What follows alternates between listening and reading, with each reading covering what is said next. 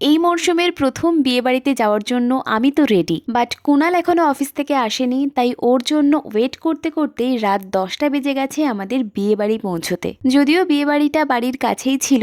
এই যে এটা হচ্ছে বিয়েবাড়ির গেট। আর রাত 10টা বেজে যাওয়ার জন্য, যেহেতু শীতকাল, তাই বিয়েবাড়িতে ভিড়টা এখন অনেকটাই কম। এই যে গুবলু সোনার সাথে দেখাও হয়ে গেল।